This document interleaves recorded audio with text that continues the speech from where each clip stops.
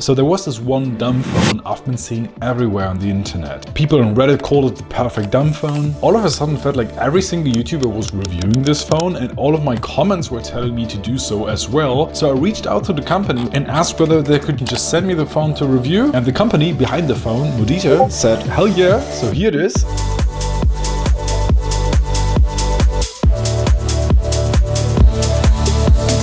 But to be quite honest, I didn't expect much, because I've tested dozens of so-called dumb phones or alternative smartphones, and most of them promise the same things and fail in exactly the same ways as well. And the reason this category of phones even exists is because we've completely lost control of our relationship with smartphones. You've probably seen the statistics, I talk about it all the time. The average person spends 5 freaking hours a day on their phone. If you live to 80, you'll have spent 24 years of your life staring at a screen. 20 years just gone. But it's not just about the wasted time, but also about what it does to your brain and to your body. The doom scrolling, brain rot, anxiety, the feeling that your attention has been shredded into 1,000 pieces. We all know it, we all feel it nowadays. So-called dumb phones are one part of the solution to that. Phones that strip away the addictive parts, that let you call, text, navigate, do the essential things, but cut out everything designed to hijack your attention. And Mudita makes one of these phones, the Mudita Kompakt. And based on what I've been seeing online, people think it's special. So when the package arrived, I figured, let's see whether the hype is real or not. So straight out of the mail, I opened the box and okay, I wasn't expecting this. The packaging is really nice, not in that overproduced Apple way, but generally thoughtful. But what blew my mind was inside, there was the phone, but also like a really nice protective case, 2 screen protectors, and hear me out, a set of meditation cards with mindfulness prompts, and stay with me, a DIY origami lotus flower with a tutorial to make it. To be honest, when I saw the case, the protector, the meditation cards, and even that origami thing, I thought that was actually pretty nice. When was the last time you opened a phone box and felt like someone actually cared about what they made? This isn't just another product, I felt like someone put thought into this. But I'm still skeptical, because a nice packaging doesn't mean that the phone works well. So I pulled out the device itself, and it's small, really small. Like 128 by 70 millimeters, and it fits perfectly in one hand, which kind of feels nostalgic because modern smartphones are like these massive slabs that barely fit in your pocket nowadays. And the build is a soft touch plastic that doesn't really much feel cheap, but also not that expensive, but it's kind of nice in the hands. It definitely is a fingerprint magnet. On the front we have a 4.3-inch e-ink display with 3 touch navigation buttons below it. Home, back, and a menu to access your most important features like Wi-Fi, Bluetooth, hotspot, the weather, your flashlight, and also how bright you want the e-ink display to be. On the sides we have a power button with, hear me out, a fingerprint sensor built in, a volume rocker, and this weird physical switch that I don't understand yet, but it looks kind of interesting. We get to that later. On the bottom we have USB-C charging, and on the top a 3.5mm headphone jack. An actual headphone jack in 2025. And on the back there's nothing special besides the flashlight and an 8-megapixel camera. It's IP54 rated for dust and splash resistance. And when I just have the phone here in my hands, I feel like the phone quality is really solid and feels good in my hands. But it also costs $400. That's expensive, really expensive, especially for a minimalist phone. So let's see whether this phone is actually worth it. I turn it on, and the first thing I need to talk about is the screen, because when talking about minimal phones, e-ink displays are usually where these phones live or die. And here's the thing about e-ink. It's either in most cases really good or absolutely terrible. There's not much middle ground in phones, and a lot of companies try to save money and put in cheap e-ink displays, and they just feel unusable. They're like slow, they're laggy, there's ghosting everywhere, and typing is just horrible. High-end e-ink can be great, but most minimalist phones don't use high-end e-ink. So I tried the Boox Palma, was the best one I tried so far. I recently reviewed the minimal phone. I thought the e-ink display sucked. So on this phone I started typing, I was expecting the worst, and it's actually quite decent. I like it. So the 800 by 480 pixel touchscreen is one of the better e-ink displays I've used. It's not the absolute fastest, I won't claim that, but it's really responsive. Like it's really snappy. There is some ghosting, yeah. You can see faint traces when the screen refreshes, but it's way less than other e-ink phones that I reviewed so far. And the thing is, I feel like I'm typing at close to normal speed, and that's really much rare. The thing is, these phones are designed to restrict you in your usage so that you don't overuse your phone, but if the phone feels too restrictive and just like laggy and like it's not working properly, you will abandon this piece of technology within like 3 days and go back to your old smartphone and fall back into old habits again. We want to avoid that. But this actually works. I can type comfortably, and for me that's a huge deal. Okay, so far, point to Mudita. The screen doesn't suck. I started exploring the software and it's called Mudita OSK. It's based on Android but completely de-googled, which I really much like. Regarding privacy, there are no Google Play services, there's no tracking, there's no bloatware, it's just clean and minimal. And the pre-installed apps are just a calculator, a camera, chess, really like this one, e-reader, maps, meditation, okay, I even like this more, music, notes, voice recall and weather, and that's it, about 10 apps total. And at first I'm thinking, is that enough? But then I look at what's actually there. Maps, it's based on OpenStreetMaps, so you can navigate without getting lost. It's really much essential. A camera for capturing important moments, not just for Instagram. An e-reader, you can read books, so you don't have to carry around your Kindle, which is really nice, it works great. And I feel like especially chess and meditations are great uses of your time when you just have like a free minute. And instead of going on social media and scrolling, even meditating for just 5 minutes or playing one round of chess is just so much better for you and is so much more fun. So I feel like every app has a clear purpose and nothing is there to manipulate you or waste your time.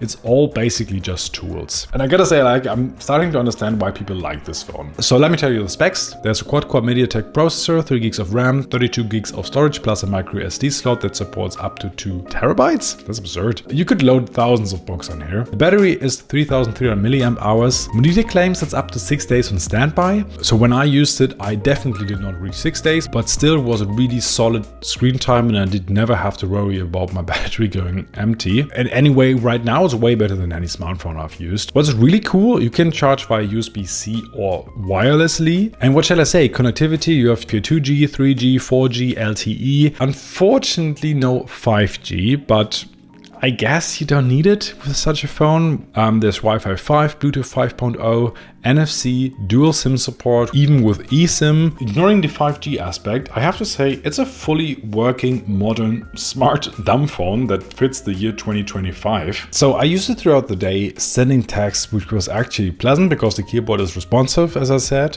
I was checking the weather, I was looking up directions, I was reading on the e-reader, and something started happening. I really much wasn't reaching for my phone. Not because I was forcing myself, but because there was no need to do it. And when I used the Mudita, it was satisfying, it did the job for the things that I wanted it to do, and then I just put it back in my pocket and went on with my day. And I think that's exactly the vibe I'm going for. And because I didn't install any further apps, which we'll come to later on, there was no internet feed pulling me back, there was no notification badges, no algorithm trying to keep me hooked, just a phone that does phone things and leaves me alone. I'll admit it, I'm coming around to this thing, because I only later found out that there is a computer program that you can install where you can sideload other apps onto this phone right here. But because let's not forget, this is a full Android phone, which runs Android just as any other phone, but they deliberately kept only about 10 pre-installed apps on it without any Google services or in pre-installed App Store, so that you're not tempted to like immediately install thousands of addictive apps on it again. But still, they leave you the option to do that, and via the Mudita Center, you can sideload APK files. So apps for your Android phone that you really much want and need to have on the phone,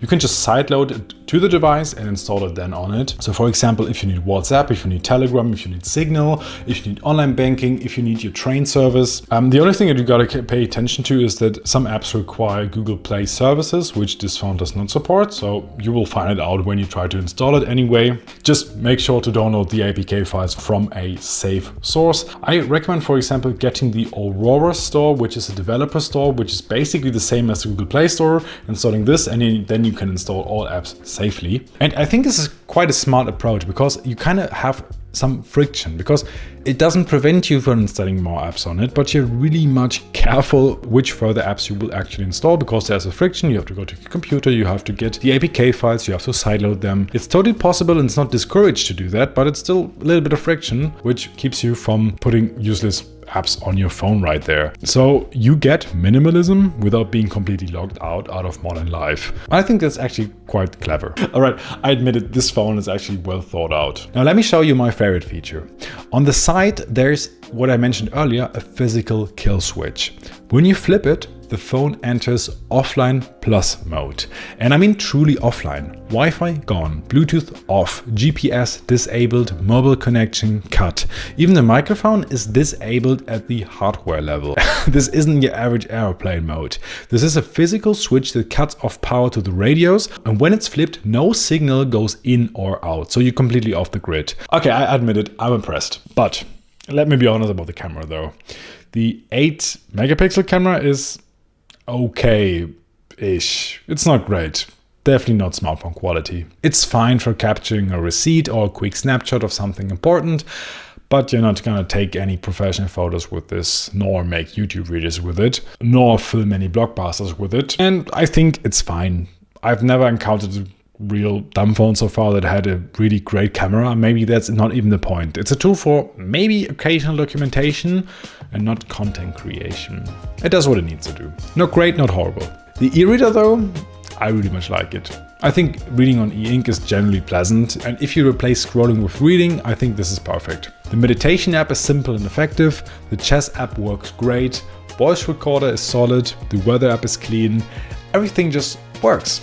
Nothing unnecessary, no half-finished features. The whole experience just feels polished. And I've been using this for quite a while now, and I've been waiting to find out like this one horrible bug or fatal flaw, but it's just not happening. I think this is a really solid device without any major drawbacks. There's nothing where I really want to say that I have to switch back now. Fingerprint sensor is reliable, the haptics are satisfying, the interface is smooth, the battery life is excellent, and Mudita is even pushing regular updates. I've already gotten a couple since receiving the device, which is a good sign for long-term support. So what surprised me is that I went into this review without any real expectations, but I started to really much like this device. Not in a, this is good for me, so I'm forcing it away. No, I think I genuinely enjoy it.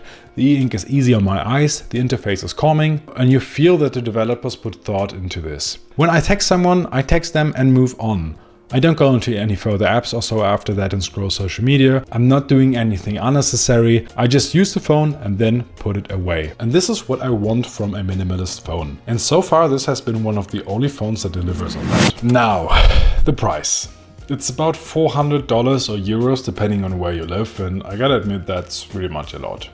For a phone that per definition does less than your smartphone. You could buy an old Nokia brick for like $30, and you could even get other minimalist phones for less. So what are you paying for? If you're broke and have no money, I would anyway not recommend you buying an expensive dumb phone. I would first of all recommend you getting your smartphone's habits in check, installing a minimalist launcher. I've made dozens of videos about that on my channel so far. But if you are in the market for a dumb phone, then I think you're paying for a thoughtful design, for a device that respects you but doesn't enable bad habits, for real privacy features, and for a company that actually cares about solving this problem. So I feel like everything about this phone, from the meditation cards to the kill switch, shows it was made by people who think deeply about tech and our relationship with it. And I don't say this quite often, but I think this phone is really much worth the money. And it's just my review. They don't pay me, I don't have an affiliate link or so. I just like the phone, that's it. Is it for everyone though? No. Like if you're like a heavy smartphone user, and it's not because of social media, but because you need loads of things, you need your camera, you need multimedia, maybe this is not the right phone for you. But the question is, do you really much need a minimal phone in that case? But if it's like a second device that you have, that you like use on weekends or as a private phone in addition to a business phone, this maybe work. But if you're serious about reclaiming your attention, if you want a phone that treats you like an adult, if you're looking for something that actually bridges the gap between a brick and a smartphone, this is one of the best options I've found. So I came into this skeptical, but it won me over. The Mudita Kompakt is really good, like genuinely really good. So I think the hype is real. It's a nice phone, I like it. But if you want to learn about a phone that is a little bit more controversial, then a while ago I reviewed the Punkt Dumbphone, which is a $300 bare dumbphone that actually does nothing more than this old $30 Nokia brick. Why it's so expensive? Why it's so hyped on the internet? That was the question that I raised in this video that you can click on right here. I reviewed the Punkt phone, and maybe this is something for you or the complete opposite. So make sure to check out this video. Besides that, thank you so much for watching, and now as always, get off your phone. Bye bye. Hello ma'am, are you interested in having a dumb phone? Yes. Well, I've got something for you.